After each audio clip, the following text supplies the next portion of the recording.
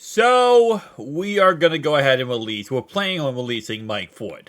And this makes a lot of sense. So we picked him up during spring training, and it was mainly because of injuries. That's why we needed to pick him up. But yeah, we end up, as it says right here, he opted out of his deal 2 days ago. And we had an option to retain him by calling him up, but apparently decided against it. And as the first comment says, it makes really perfect sense. Makes sense because Nick Martini has a 2.207 OBP and a .342 slugging in his last 30 games. He's a perfect designated hitter. So, part of baseball, part of any sport is that, if somebody is better, you kind of just go with that situation and get it figured out. Now, I didn't think Mike Ford was going to be on our team for too crazy long, to be honest. Just looking at our roster, knowing our roster, and kind of knowing the situation at hand. But again, you never know. I mean, the guy's only 31 and a half years, well, almost 32 years old. But we've had players on our roster before, or maybe not us, but players in the MLB who have been up to 40 years old. So, pitching at 40 years old as well. So, you never know how things are going to turn out. But again, like I said, it's one of those guys, when we signed him, I kind of figured we weren't going to keep him that long.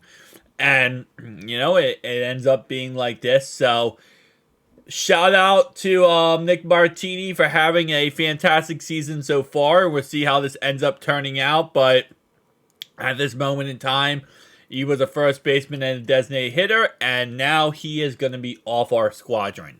So that's going to be interesting to see how this all turns out in the end. But my guess, again, I'm not really too concerned about this. And now, what I am concerned about is how bad we've been doing lately, and now how we need to now turn this around. Like, this needs to be a 180, okay? And, we do have a couple guys coming back from injury. Or let's say come back from injury. TJ is going ahead, and we are anticipating a return for him, which is good. Imminent return.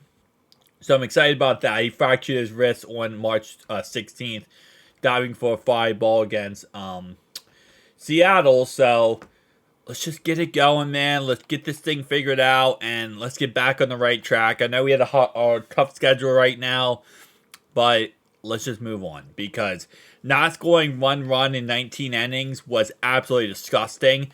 We ended up scoring a run last night, but it was only one, and still absolutely freaking awful. So let's just turn this around, figure things out, and get back to work.